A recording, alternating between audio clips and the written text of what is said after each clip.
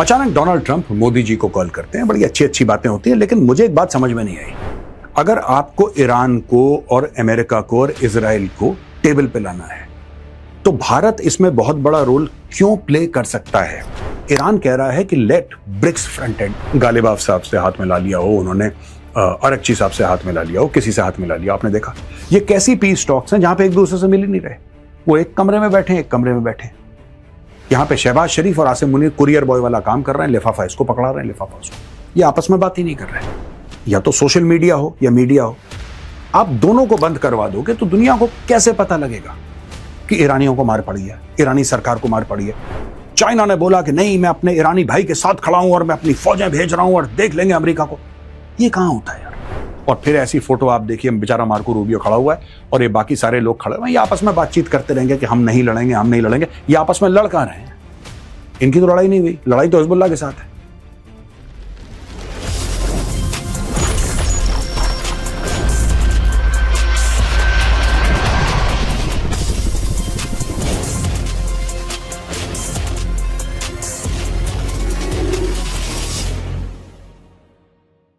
जय हिंद दोस्तों, मैं हूं मेजर गौरव आर्य और आप देख रहे हैं द चाणक्य डायलॉग्स। आप देख सकते हैं बीच में लड़ाई का मंजर है, आग लग रही है, there is war going on. अचानक डोनाल्ड ट्रंप मोदी जी को कॉल करते हैं, बड़ी अच्छी अच्छी बातें होती हैं, लेकिन मुझे एक बात समझ में नहीं आई। डोनाल्ड ट्रंप मोदी जी से बात क्यों कर रहा है? कुछ तो बात होगी, क्योंकि इसमें एक पैटर्न है। मोदी जी बात करते हैं यूएई से, फिर बात करते हैं जितने भी गल्फ के स्टेट्स हैं उनसे, फिर डोनाल्ड ट्रंप से बात होती है। ये लगातार जो कॉन्वर्सेशंस चल रही हैं, इसमें भारत का क्या रोल है, जरा इसको समझने की कोशिश करते हैं। टाइम्स ऑफ इंडिया की तरफ से न्यूज आई है, we all love you, Trump tells PM Modi during 40-minute call on Iran war. Prime minister Narendra Modi on Tuesday received a phone call from US President Donald Trump during which the two leaders reviewed bilateral ties in the situation in West Asia. दुनिया Middle East बोलती है, actually it is West Asia, हम लोग West Asia बोलते हैं। The call concluded with Trump telling PM Modi, I just wanted to know that we all love you. According to the US ambassador to India, Sergio Gore, this was the third phone call between the two leaders this year and the first after the recent peace talks between Iran and the US. अच्छा, इस साल ये तीसरा phone call है इन दोनों के बीच में। तो ये अप्रैल का महीना चल रहा है, लिटरली हर एक महीने में बात हो रही है फोन कॉल पे। Earlier they spoke on February 2nd to announce progress in a trade deal and then on March 24 to discuss the situation in West Asia. यानी कि March 24 को भी जो युद्ध है ईरान का, उसके ऊपर बात हुई और कल भी युद्ध के ऊपर बात हुई। ये डोनाल्ड ट्रंप मोदी जी से क्यों बात कर रहा है? ठीक है ना, यहां पे कोई पीस टॉक्स हो रही है भारत में, ना भारत ने कोई ऐसा स्टेटमेंट दिया है। India has not given any statement कि भाई हम इसमें पढ़ना चाहते हैं, हम मामले को भारत तो सिर्फ एक डिप्लोमेटिक सा बड़ा, जिसको गुनगुना भी आप कह सकते हैं, उस टाइप का स्टेटमेंट दे रहा है कि नहीं यार, लड़ाई नहीं होनी चाहिए, सब लोग शांति रखो, अमन बनाए रखो। भारत तो यही कह रहा है, इसके अलावा तो भारत कुछ कह नहीं रहा। ना भारत ने यह बोला कि हम अमेरिका के साथ और इजराइल के साथ खड़े हैं, ना भारत ने बोला हम ईरान के साथ खड़े हैं। भारत ने बोला भाई हम शांति के साथ खड़े हैं, आप लोग ये सब मत करो। इतना ही भारत ने बोला है। फिर ये बार बार जाना, बार बार मोदी जी से बात करना। अब ये मैं बार बार क्यों कह रहा हूं, यह भी मैं आपको अगली स्लाइड में बताऊंगा। Received a phone call from my friend President Donald Trump. यही वाला जो है, this is that tweet. यहां पे एम्बेसडर सर्गियो गोर, जो कि भारत में है, अमेरिकन एम्बेसडर, वो कहते हैं very positive and productive call, stay tuned. Stay tuned मतलब आप इंतजार रखिए, आगे भी मैं आपको इंफॉर्मेशन देने वाला हूं, आगे भी कुछ होने वाला है जो कि डोनाल्ड ट्रंप और मोदी जी के बीच में बात हुई है। यानी कि this was not a courtesy call, right? अब दोस्तों ये आप देख सकते हैं, यहां पे ये दिखाया गया है कि प्रधानमंत्री मोदी और डोनाल्ड ट्रंप बात कर रहे हैं और यहां पे शिप्स जा रहे हैं, तो ब्लॉकेड लगा हुआ है, जाहिर सी बात है। क्या बात हुई होगी? अब एक थ्योरी ये है, और ये मेरी थ्योरी है, कि अगर आपको डिप्लोमेटिकली प्रेशराइज करना है, अगर आपको ईरान को और अमेरिका को और इजराइल को टेबल पे लाना है, तो भारत इसमें बहुत बड़ा रोल क्यों प्ले कर सकता है? इसका कारण मैं आपको बताता हूं। शायद ही कोई ऐसा देश होगा, शायद ही कोई देश होगा पूरी दुनिया में, अगर एक आध और होंगे तो मुझे उनका नाम नहीं पता। मैं आपको यह नहीं कह रहा कि सिर्फ भारत है, मैं कह रहा हूं शायद ही और कोई देश होगा भारत के अलावा, मे बी, जिसकी इन्वेस्टमेंट ईरान के अंदर भी है और इजराइल के अंदर भी है। हमारे पास चाबाहर पोर्ट है जो कि ईरान के अंदर है, और हमारे पास हाइफा पोर्ट है जो कि इजराइल के अंदर है। हमारे रिलेशनशिप दोनों देशों के साथ बहुत अच्छे हैं। अब जैसे पाकिस्तान है, पाकिस्तान इजराइल से बात ही नहीं कर सकता क्योंकि पाकिस्तान इजराइल से बात नहीं करता और इजराइल पाकिस्तान से बात नहीं करता, दोनों के डिप्लोमेटिक रिलेशंस है ही नहीं। पाकिस्तान के पासपोर्ट में लिखा है कि यह पासपोर्ट हर एक मुल्क के लिए दुनिया में वैलिड है except for the state of Israel. Israel को रिकॉग्नाइज नहीं करते, इजराइल इनको रिकॉग्नाइज नहीं करता। अमेरिका की कोई इन्वेस्टमेंट ईरान में नहीं है। आप बाकियों की कोई इन्वेस्टमेंट, जो अरब कंट्रीज हैं उनकी ईरान के अंदर इन्वेस्टमेंट नहीं है कि कोई उन्होंने कोई पोर्ट बनाया हो, कोई बहुत बड़ी चीज करी हो, कोई बिजनेस वेंचर हो उनका, right? Not to the best of my knowledge. Israel के साथ हो सकती है कुछ लोगों की। तो भारत इसलिए बड़ा इंपॉर्टेंट है क्योंकि अगर, और ये मैं आपको बताऊंगा अगली स्लाइड में, कि जब प्रधानमंत्री कॉल करते हैं तो कौन कौन फोन उठाता है, और जो जानी दुश्मन है वो फोन उठाते हैं, जो जानी दुश्मन है एक दूसरे के, जो एक दूसरे को ढूंढ रहे हैं। यहां तक दुश्मनी है कि उनके देश का अगर कोई लीडर मिल जाए तो उसको जान से मार दो, इतनी दुश्मनी। एक तो ये होता है ना कि फौजें आपस में लड़ रही हैं, एक वो दुश्मनी है कि अगर उनका लीडर मिल जाए, अगर नेतन्याहू मिल जाए ठोको, सुप्रीम लीडर मिल जाए ठोको। ये इस लेवल की दुश्मनी है। और इसमें क्या हो रहा है ये देखिए सब, नेक्स्ट स्लाइड में मैं आपको बताता हूं। अब दोस्तों ये 3 मार्च 2026 पे हमें जाना पड़ेगा, तकरीबन 1.25 महीने पहले। लड़ाई छिड़ चुकी है, सुप्रीम लीडर ईरान के मर चुके हैं और प्रधानमंत्री मोदी फोन करते हैं। 48 घंटे के अंदर इन्होंने बात करी है यूएई से, इजराइल से, सऊदी अरब से, जॉर्डन से, बहरीन से, ओमान से, कुवैत से और कतर से। यहां पे अमीर ऑफ कतर तमीम बिन हमाद अल थानी से बात हुई है। He condemned the attacks on Qatar and thanked Amir of Qatar for support and care of the Indian community in Qatar. He had a phone call with Sultan of Oman, Haitham bin Tariq, and with Crown Prince of Kuwait, Sabah Al Khalid Al Hamad Al Mubarak Al Sabah. He held a telephone conversation with Israeli Prime Minister Benjamin Netanyahu, where he reiterated India's call for an early cessation of all hostilities in the region to restore peace. ये बात मैं कर रहा हूं 3 मार्च की दोस्तों, यानी कि 1.25 महीने पहले की, आज की बात नहीं है, 1.25 महीने पहले की बात है। लेकिन यहां पे 2 अलग अलग डेट्स हैं। मैं आपको यह समझा रहा हूं कि प्रेसिडेंट ट्रंप ने प्राइम मिनिस्टर मोदी जी से बात क्यों की। ये देखिए साहब, ये 17 मार्च है, ये 22 मार्च है, ठीक है। 17 मार्च को PM Modi speaks to UAE president, agree on keeping Strait of Hormuz safe. Prime minister Narendra Modi on Tuesday, March 17, 2026 spoke to UAE President Sheikh Mohammed bin Zayed Al Nahyan, discussed with him the current situation in West Asia and agreed on ensuring safe and free navigation through the Strait of Hormuz. During his telephonic conversation, Mr. Modi strongly condemned all attacks on the Gulf country and agreed with the UAE leader to continue to work together for the early restoration of peace, etc. etc. यहां पे देखिए साहब, ये 17 मार्च है। 17 मार्च के बाद ये बात करते हैं 22 मार्च। तब तक 15-20 दिन हो चुके हैं, यूएई के ऊपर बमबारी चल रही है, बमबारी करने वाला ईरान है। यहां पर प्रधानमंत्री मोदी बात करते हैं, did not initiate war. In call with PM Modi, Iran president Pezeshkian calls on India chat BRICS to play role in halting aggressions. ये ब्रिक्स बीच में आ रहा है। अब ब्रिक्स के कौन सदस्य हैं दोस्तों? Brazil, Russia, India, China, south Africa, यही तो ब्रिक्स हैं। बाकी इनमें और छोटे मोटे देश भी हैं दाएं बाएं, लेकिन परमानेंट मेंबर्स जो ब्रिक्स के हैं वो तो यही हैं। तो यहां पे ईरान कह रहा है कि लेट ब्रिक्स फ्रंट एंड, यानी कि ईरान चाह रहा है, मैं आपको बताता हूं उसमें, बाकी इसमें आप ब्राजील छोड़ दीजिए, साउथ अफ्रीका छोड़ दीजिए। ईरान ये चाह रहा है कि भारत, चाइना और रशिया, ब्रिक्स में से आप ले लीजिए भारत, चाइना, रशिया, ये मिला के कुछ ऐसा रोल प्ले करें कि फर्दर एग्रेशन ईरान पे बंद हो जाए। ठीक है।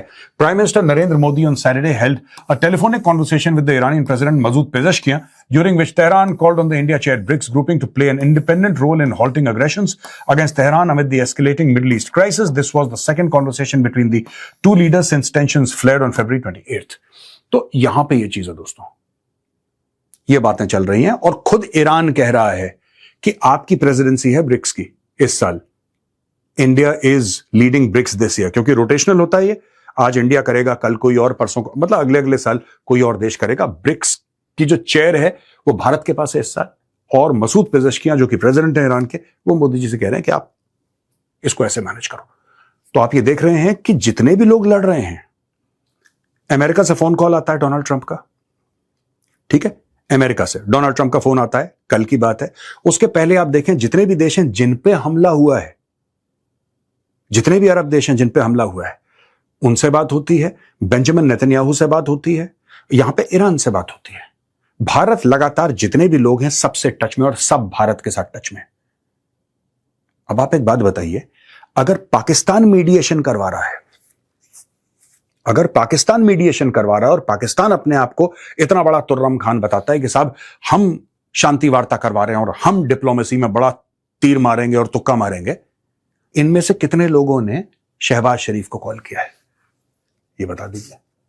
ट्वीट करना अलग चीज है। How many people have picked up the phone and actually called Shahbaz Sharif? How many people have picked up the phone amongst all these people, right? JD Vance गया वहां पे, ठीक है, पूरे के पूरे पाकिस्तान में जो ये एक दिन 21 घंटे का जो पीस टॉक्स हुई हैं पाकिस्तान के अंदर, सो कॉल्ड इस्लामाबाद टॉक्स, आपने एक फोटो देखी जेडी वैंस की फोटो हाथ मिलाते हुए ईरानियन डेलीगेशन के साथ? गालिबाफ साहब से हाथ मिला लिया हो उन्होंने, अरकची साहब से हाथ मिला लिया हो, किसी से हाथ मिला लिया, आपने देखा? ये कैसी पीस टॉक्स हैं जहां पे एक दूसरे से मिल ही नहीं रहे, वो एक कमरे में बैठे। यहां पे शहबाज शरीफ और आसिम मुनीर कुरियर बॉय वाला काम कर रहे हैं, लिफाफा इसको पकड़ा रहे हैं, लिफाफा उसको, ये आपस में बात ही नहीं कर रहे। आप ये कहते हैं, यानी कि मेरा मतलब पाकिस्तान से, पाकिस्तान ये कहता है कि हम दोनों जो लड़ाई लड़ रहे हैं उनको एक टेबल पे हम लेकर आए हैं। एक फोटोग्राफ दिखा दो, एक टेबल पे बैठे हुए, साथ में पानी पी रहे हो, मुस्कुरान ना भी रहे हो, हाथ ना भी मिला रहे हो, बेमन से ही इंसान खड़ा हो जाता है ऐसे करके सामने, फोटोग्राफ बगल में 2 फुट दूर दूसरा खड़ा है, आपका मन नहीं है लेकिन डिप्लोमेटिक प्रोटोकॉल है तो आप ऐसे खड़े हो जाते हैं, एक फोटो खिंचवा लेते हैं। ऐसी कोई फोटो हो जो हमें ना पता हो सकता है कि इंडियन मीडिया कोई साजिश कर रहा हो सकता है कि यहां पे लोग हैं साजिशी हो सकता है पाकिस्तान के पास कुछ अच्छी फोटोग्राफ्स हो, तो दुनिया को आपको दिखानी चाहिए कि ये जेडी वैंस खड़े हैं और यहां पे मिस्टर अरकची खड़े हैं, यहां पे मिस्टर गालिबाफ खड़े हैं और यहां पे स्टीव विटकॉफ है या जेरेड कुशनर है, जो भी XYZ इनके बंदे होंगे, वो आई डोंट नो, जो भी इनके डेलीगेशन है उनकी एक फोटोग्राफ है। कोई एक स्टेटमेंट होता है, जब भी कोई ऐसी टॉक्स होती है एक जॉइंट स्टेटमेंट होता है, कुछ ऐसा होगा, एक जॉइंट स्टेटमेंट होगा ना। जॉइंट स्टेटमेंट नहीं, एक फोटोग्राफ होगी, कुछ भी नहीं है दोस्तों, एक फोन कॉल भी नहीं है।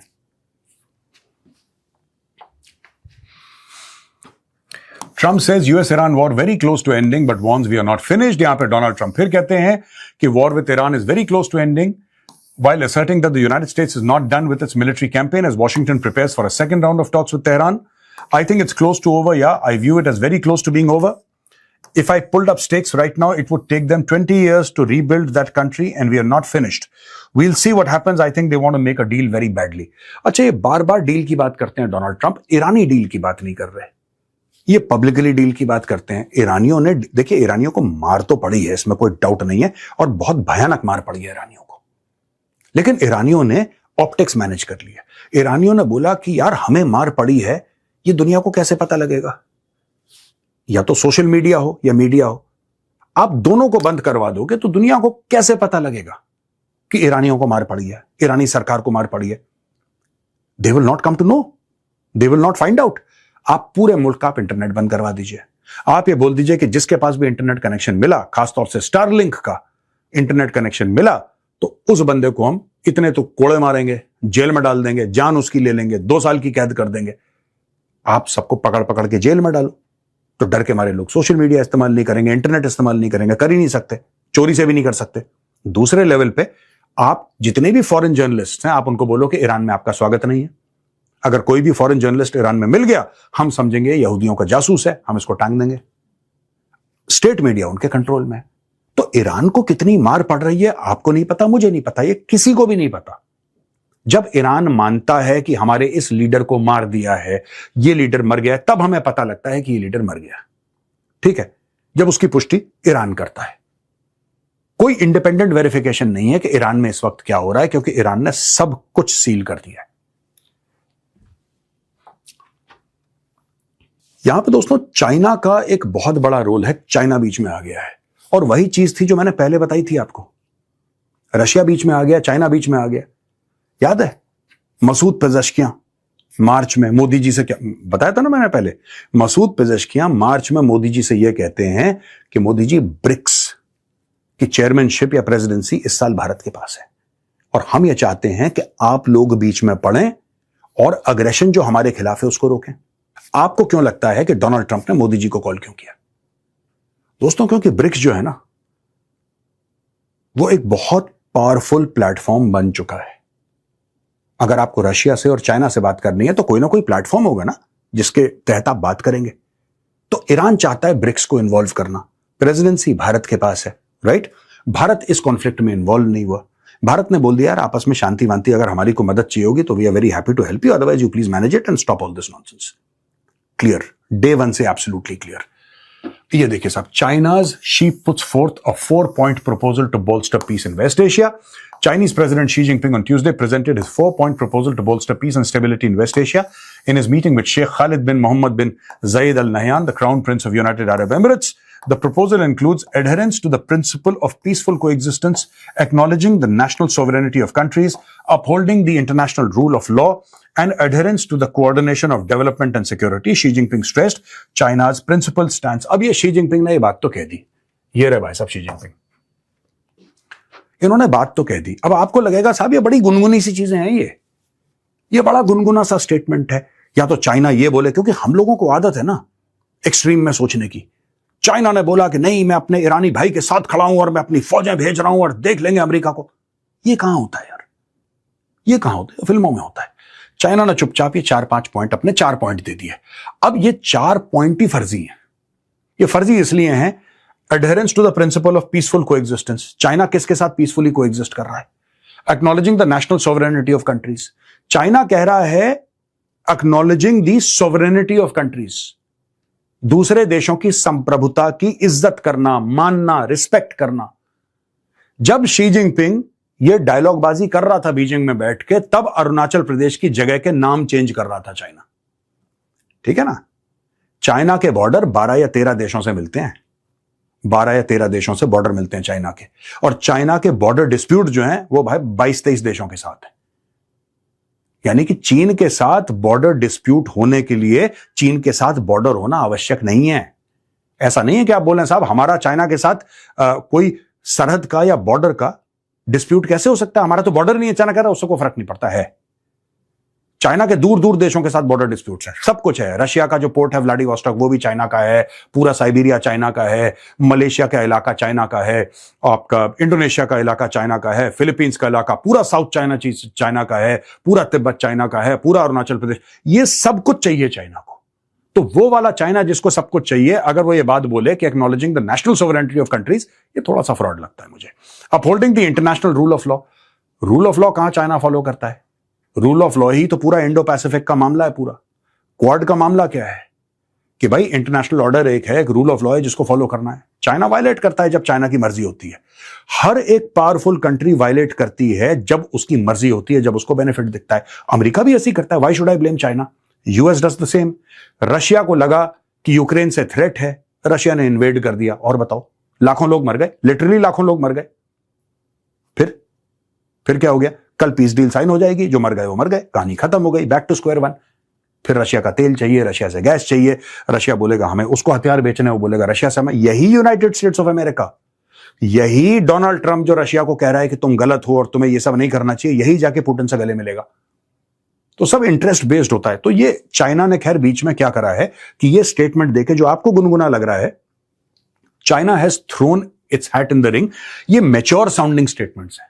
चाइना विश्वास नहीं करता इन सब चीजों पर चाइना ने बोला है कि we have thrown a hat in the ring, यानी कि ये जो पूरा मिडिल ईस्ट वाला मामला है, ये जो युद्ध वाला मामला है, इसमें अब चाइना बीच में पड़ गया डिप्लोमेटिकली। अभी तक चाइना चुप बैठा था। और चाइना क्यों पड़ा डिप्लोमेटिकली? चाइना को थोड़ी सी उम्मीद थी कि कुछ सॉर्ट आउट हो जाएगा, क्योंकि उसका बच्चा भी पाकिस्तान है। जैसे पाकिस्तान का क्या है कि एक, मैं कैसे आपको बताऊं, मल्टीपल फादर डिसऑर्डर है पाकिस्तान को। ठीक है, तो वो नए नए उसके पापा हैं, कभी अमेरिका हो गया, कभी चाइना हो गया, कभी सऊदी अरब हो गया, कभी कोई, तो वो मौका देख के कर लेता है, पाकिस्तान अपने आप को मैनेज कर लेता है। तो multiple father disorder, MFD is the बीमारी that Pakistan has, multiple father disorder. तो चाइना ने बोला, चाइना को उम्मीद थी, जब वो टॉक्स फ्लॉप हो गई, जो कि होनी थी, हम तो शुरू से ही कह रहे थे कि कुछ नहीं बनेगा उसका, तब ये बीच में आया और उन्होंने अपने औपचारिक रूप से स्टेटमेंट दे दी। यानी कि अब चाइना की डिप्लोमेटिक मशीनरी प्रेशर डालना शुरू कर देगी इस पर। और दोस्तों यहां पे ईरान के युद्ध का ही एक पार्ट है जो कि इजराइल कर रहा है लेबनान के अंदर। ये रिपोर्ट है द न्यूयॉर्क टाइम्स की। US says Israel and Lebanon agree to more peace talks. The United States announced on Tuesday that Israel and Lebanon had agreed to launch direct negotiations to end fighting between Israel and Hezbollah in Lebanon, a conflict that has threatened to upend the fragile ceasefire between the United States and Iran. The announcement came after the ambassadors of Lebanon and Israel met face-to-face in Washington, along with US Secretary of State Marco Rubio. While the meeting was not considered high-level talks, it was notable because Israel and Lebanon do not have diplomatic relations. The Lebanese government has no direct control over Hezbollah, which is both an Iranian allied militia and a political party. That makes any diplomatic settlement between Israel and Lebanon would likely prove difficult to enforce. अब इसमें यही बात मैं कई बार कह चुका हूं, मैंने टीवी पर भी यही बात कही थी, शोज में भी। गलती लेबनान की नहीं है। देखिए, लेबनान की एक आर्मी है अपनी, जैसे कि हर एक देश, जैसे भारत की अपनी सेना है, चाइना की अपनी सेना है, अमेरिका की अपनी सेना है, उसी प्रकार से लेबनान की भी अपनी सेना है। ठीक है, अब हुआ यह है कि लेबनान की जो सेना है वो हिजबुल्लाह नहीं है। हिजबुल्लाह एक मिलिशिया है, एक मिलिटेंट ग्रुप है, एक टेरर ग्रुप है, और इसको ईरान फंड करता है। और हिजबुल्लाह ने बहुत डैमेज कर दिया लेबनान को। इजराइल में जो डैमेज करा वो कराई। तो आज की तारीख में ये न्यूयॉर्क टाइम्स का भी वही आर्टिकल यही कह रहा है जो मैं कह रहा हूं, काफी समय से मैं कह रहा हूं कि देखिए, अगर लेबनान और इजराइल पीस टॉक्स कर भी लेते हैं और बोलते हैं कि हां ठीक है, हम दोनों आपस में नहीं लड़ेंगे, तो ये लोग तो आपस में लड़ ही नहीं रहे थे। इनकी पीस टॉक्स हो क्यों नहीं, मुझे समझ में बात नहीं आई। Why are Lebanon and Israel having peace talks? Lebanon and Israel are not at war. Israel is at war with Hezbollah and Hezbollah is not under the control of the Lebanese government. यह बात भी तय है। आप Hezbollah को नहीं control कर सकते। वो एक पॉलिटिकल पार्टी की तरह शुरू हुई थी, जैसे हमास शुरू हुई थी। हमास ने भी तो चुनाव लड़े, 2005 में चुनाव जीत को तो आया गाजा में हमास। तो उसी तरीके से हिजबुल्लाह, पर हिजबुल्लाह के पास रॉकेट लॉन्चर है, रॉकेट्स हैं, वो अजीब पॉलिटिकल पार्टी है, वो ईरान फंडेड है, शिया मिलिशिया है, you know, they carry weapons, they carry rocket launchers, they have long range rockets, it's a parallel system running in Lebanon, और Lebanese government does not control Hezbollah. आप Israel और Lebanon के बीच में जो भी sign करवा दें डॉक्यूमेंट, जो भी साइन, आप बोलें कि हम लड़ेंगे नहीं आज के बाद, तो वो डॉक्यूमेंट ही झूठी है, क्योंकि ये आपस में तो लड़ ही नहीं रहे। लड़ाई तो हिजबुल्लाह के साथ हो रही है, और इस फोटो में हिजबुल्लाह का कौन है? कोई भी नहीं है। जब तक हिजबुल्लाह ना साइन करे, इसीलिए इजराइल बमबारी करता है ईरान के ऊपर। This is one of the factors. 3-4 factors, 5 factors हैं, उसमें से एक ये भी है। उसको पता है आप हमास से लड़ते रहो, आप हिजबुल्लाह से लड़ते रहो, आप हूथियों से लड़ते रहो, आप सबसे लड़ते रहो, इन दी एंड इनको कंट्रोल करने वाला तो ईरान है। जब तक ईरान ये अपने काम नहीं रोकेगा, ये लोग लड़ते रहेंगे यहां पे। और फिर ऐसी फोटो आप देखिए, बेचारा मार्को रूबियो खड़ा हुआ है और ये बाकी सारे लोग खड़े हुए हैं, ये आपस में बातचीत करते रहेंगे कि हम नहीं लड़ेंगे, हम नहीं लड़ेंगे। ये आपस में लड़ कहां रहे हैं? इनकी तो लड़ाई नहीं हुई, लड़ाई तो हिजबुल्लाह के साथ है। तो दोस्तों, ये देखते हैं कब ये मामला सॉर्ट आउट होता है। आज का वीडियो यहीं पे खत्म होता है। पसंद आए तो उस वीडियो को लाइक कीजिए, हमारे चैनल को सब्सक्राइब कीजिए, बेल आइकन दबाना बिल्कुल मत भूलिएगा। जय हिंद, वंदे मातरम, भारत माता की जय।